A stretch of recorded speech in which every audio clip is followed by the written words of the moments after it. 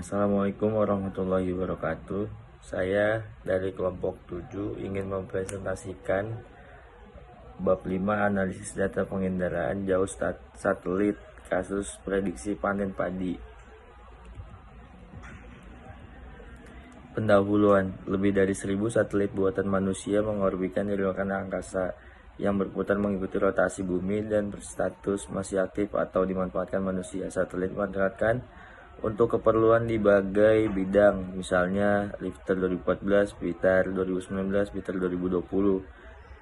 Yang ke-1, bidang meteorologi dan klimatologi, ramalan cuaca dan bencana alam yang terkait dengan cuaca seperti badai, puting beliung, dan banjir. Yang kedua, bidang hidrologi, pemetaan daerah, aliran sungai, DAS terkait dengan potensi banjir.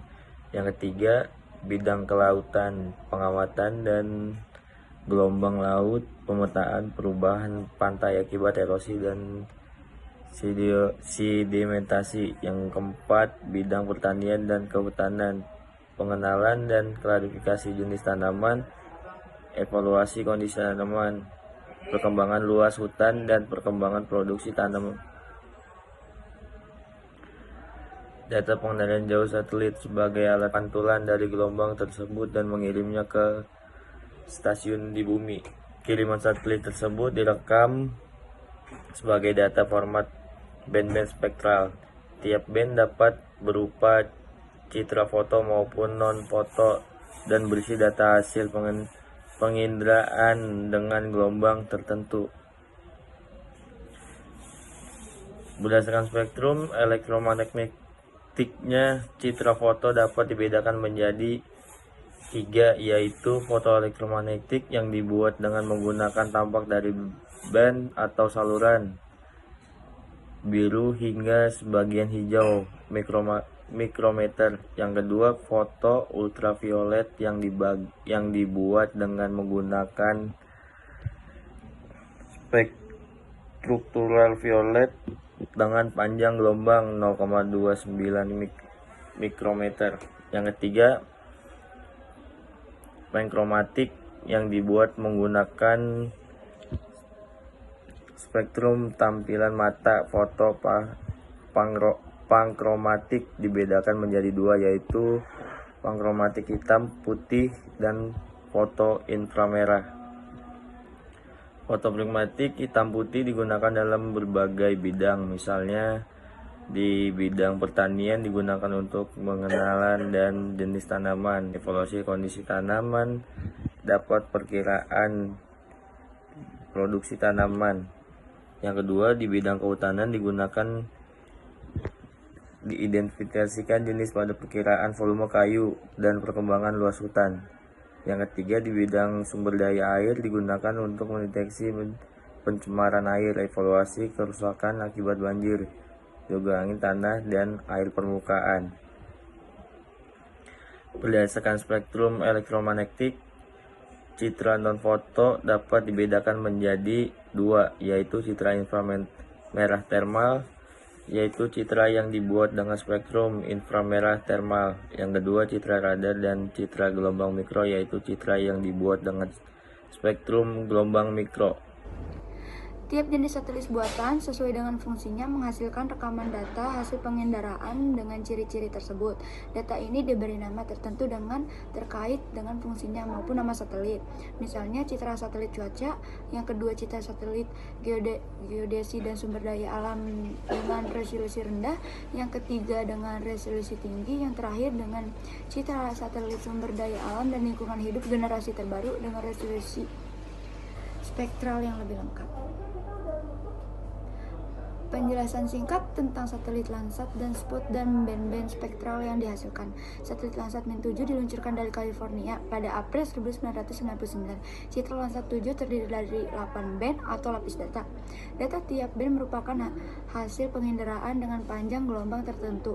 8 band tertentu adalah blue, green, red, near infrared, SWIR 2, terus ada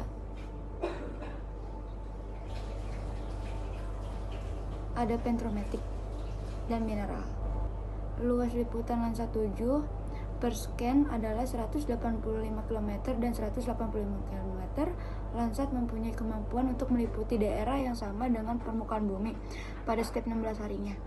Pada ketinggian orbit 705 km, satelit Sputnik 5 merupakan satelit milik Prancis yang diluncurkan pada tahun 1986 dan diperbarui pada 1998 dengan menambahkan kemampuan baru 11. Setelah merekam 6.811.918 citra, Sputnik 7 diterminasi pada tahun 2013. Data Sputnik 4 merupakan Data Sputnik 4 sampai sekarang masih tersedia dan dapat digunakan. Data hasil pengendaraan Sputnik 4 terdiri dari 5 band, yaitu Blue, Green, Red, Sphere, dan Ventromatic. Analisis data satelit Sputnik 4 untuk prediksi panen padi. Prediksi hasil panen padi beberapa bulan sebelumnya masa panen penting untuk menjamin ketersediaan beras. Hasil prediksi dapat dimanfaatkan oleh pemerintah atau pihak pengambilan keputusan lainnya untuk memutuskan beberapa banyak beras yang harus diimpor jika panen tidak mencukupi atau diekspor jika panen surplus. Jika tanpa penggunaan data penginderaan jauh satelit secara tradisional, prediksi panen padi dihitung dari hasil data survei di sawah-sawah. Cara ini cukup bias, tingkat kesalahan dapat besar dan membutuhkan biaya besar. Selain itu, proses pengumpulan data dapat memakan waktu lama, sehingga hasil prediksi yang dihitung berdasarkan data tersebut sudah terlambat untuk mengantisipasi kemungkinan buruk, misalnya kekurangan beras bagi penduduk. Untuk keperluan penghitungan potensi panen padi, hasil data penginderaan jauh memiliki kelebihan, yaitu tersedia secara real time. Data dapat berkualitas bagus dan memberi informasi yang memadai yang terkait dengan pertumbuhan padi. Dengan demikian, perhitungan potensi panen padi dapat dilakukan pada saat tanam padi masih hijau, misalkan 2-3 bulan sebelum masa panen. Konsep dasar sistem satelit pengukur berbagai band spektral pada rentang tengah infrared yang nampak pada spektrum elektromagnetik. Penyerapan spektral pada biasanya terjadi pada panjang gelombang elektromagnetik dengan rentang 670 sampai 780 nm. Terkait dengan tumbuhan, klorofil pada daun terindikasi menyerap banyak gelombang yang pada rentang 0,45 sampai dengan 0,67 nm dan memiliki pantulan yang tinggi terhadap gelombang near infrared. Gelombang near infrared bermanfaat untuk survei dan pemetaan vegetasi karena step gradient 0,7 sampai 0,9 nm.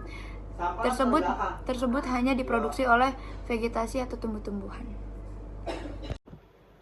Tumbuhan yang sehat memiliki nilai Normalized Different Vegetation Index yang tinggi karena sifatnya yang hanya relatif sedikit memantulkan spektrum merah.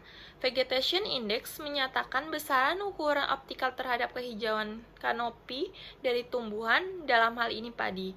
Nilai Vegetation Index mengindikasikan potensi fotosintesis dari klorofil daun, luas daun, penutup, dan struktur kanopi daun. Vegetation Index dapat diperoleh dari data penginderaan jauh satelit maupun dari alat observasi di tanah. Data lain yang dibutuhkan untuk memprediksi panen dari Leaf Area Index yang mempresentasikan parameter biofisis terkait dengan pertumbuhan tanaman. Leaf Area Index memberikan informasi densitas dari foliage yang berhubungan erat dengan kapasitas atau kemampuan tanaman dalam melakukan fotosintesis dan evapotranspirasi. Dengan demikian, Vegetation Index dan Leaf Area Index memiliki korelasi yang tinggi terhadap kondisi fisik tanaman dan produktivitas tanaman. Rancangan model regresi untuk prediksi panen padi. Secara umum, pemanfaatan algoritma regresi untuk membuat model terdiri dari 2 tahap. yaitu tahap pelatihan dan tahap prediksi. Pada tahap pelatihan, model dibuat berdasarkan himpunan data, pelatihan dan target yang diumpankan ke algoritma. Model tersebut lalu diuji menggunakan data uji. Apabila dari hasil pengujian didapat bahwa model tersebut berkualitas baik, maka pada tahap selanjutnya model dapat dimanfaatkan untuk memprediksi nilai target. Dalam konteks ini, nilai target yang akan diprediksi adalah panen padi dalam satuan ton atau hektar. Tentang data yang dibutuhkan untuk membuat model akan dibahas lebih lanjut.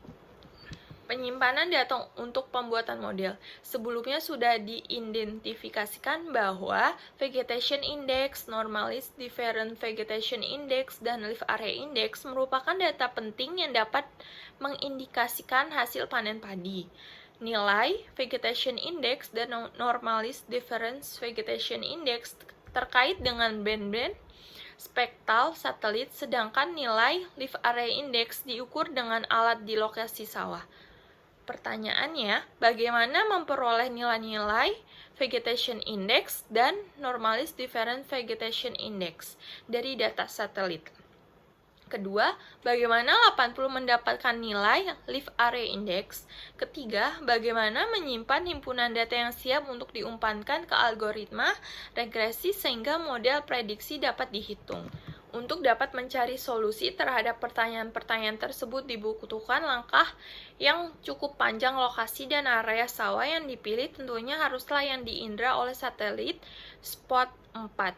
Pada kasus ini, area sawah yang digunakan untuk eksperimen berlokasi di Kaf El Sheikh, Governorate, Mesir. Luas sawah 20 hektar. Data satelit dan Leaf Area Index diambil 90 hari sebelum masa panen. Pengukuran dilakukan pada 60 kotak di area sawah tersebut berdasarkan pembagian dengan grid. Tiap kotak melingkup area 400 meter persegi 20 meter kali 20 meter yang diidentik dengan sebuah piksel pada tiap band spot. Nilai-nilai Vegetation Index, Normalist Different Vegetation Index, dan Leaf Area Index yang berperan sebagai bagian dari data pelatihan dihitung pada tiap kotak. Data panen real diambil pada 20 Mei dan 23 Mei tahun 2008 dan 2009 yang dihitung untuk tiap kotak dalam satuan ton atau hektar.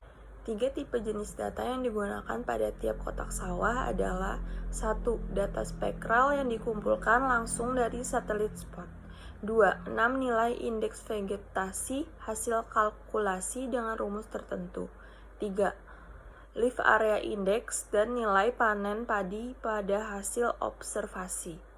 5 nilai indeks vegetasi dihitung dengan menggunakan rumus matematika tertentu dengan menggunakan nilai band merah dan near infrared. Nilai indeks tersebut adalah Green Vegetation Index, Russian Vegetation Index, Infrared Percentage Index, Difference Vegetation Index, Normalized Different Vegetation Index, dan Soil Adjusted Vegetation Index. Untuk menghitung panen tiap kotak sawah dan juga digunakan untuk menghitung rata-rata panen. Sebagai nilai target pada tiap kotak, band spot yang digunakan adalah band hijau, merah, near infrared, below infrared. Dengan demikian, dari seluruh 60 kotak area sawah yang akan dihasilkan pada tiap kotak akan dihasilkan 4 nilai band spot, data indeks vegetasi, 1 nilai LAI, dan 1 nilai hasil panen padi dalam satuan hektar. Pembuatan dan pengujian model regresi. 1. Pengembangan model regresi terdiri dari 2 tahap, yaitu 1. Pembuatan model, 2. Pemanfaatan model. Pada tahap pembuatan model, yang harus dipastikan terlebih dahulu bahwa model yang dibuat berkualitas bagus sehingga dapat dimanfaatkan untuk memprediksi nilai panen. Untuk keperluan penguji model, dibutuhkan data yang terpisah dari data yang digunakan untuk membuat model. Pada kasus ini, dari 60 baris pada data tabular yang siap diumpankan ke algoritma regresi, 50 baris yang dipilih secara acak digunakan untuk membuat model prediksi. Sedangkan 10 sampel sisanya digunakan untuk menguji model. Setelah model prediksi dibuat dengan 50 baris data, maka baris demi baris dari data uji diumpankan ke model. untuk mendapatkan nilai prediksi panen. Hasil prediksi tersebut dibandingkan dengan nilai panen real. Dari hasil perbandingan tersebut, dapat dihitung sebuah nilai statistik yang menyatakan kualitas dari model. Makin besar nilai R2, makin bagus model tersebut. Pada kasus ini, model dibuat berdasarkan algoritma regresi sederhana yang hanya menggunakan satu kolom prediktor, dan multiple regression yang menggunakan dua kolom prediktor. Dari hasil penguji model, didapatkan hasil penting sebagai berikut. Model multiple regression memiliki kualitas yang baik. R2 secara umum lebih besar dari 0,89. Model dengan nilai R2 tertinggi adalah model yang dibuatkan dengan data pelatihan dengan kolom NIR dengan LI dan DVI dengan LI, di mana nilai R2 adalah 0,9,7. Memanfaatkan model regresi. Berdasarkan hasil pengujian tersebut, jika model terbaik digunakan untuk memprediksi nilai panen padi pada masa yang akan datang, maka data input yang dibutuhkan adalah nilai NIR, DVI, dan LAI. Model akan diberikan keluaran hasil prediksi berupa angka panen dalam satuan ton. Penutup. Bab ini telah memberikan ilustrasi tentang bagaimana analisis data satelit dilakukan khususnya untuk keperluan pembuatan model prediksi panen padi berdasarkan pada data satelit spot yang direkam pada saat sawah masih menghijau. Hal detail yang terkait dengan bagaimana menyiapkan data dan menguji model tersebut tidak memberikan. Pada kasus ini, data saintis haruslah menguasai ilmu yang memadai di bidang penginderaan jauh satelit, bagaimana merekam data satelit dan memahami data tersebut. Bidang biologi atau pertanian yang terkait dengan tanaman padi dan produksinya, bidang statistik untuk menyiapkan data dan maupun menguji model, dan teknik pada machine learning khususnya untuk pemodelan prediksi.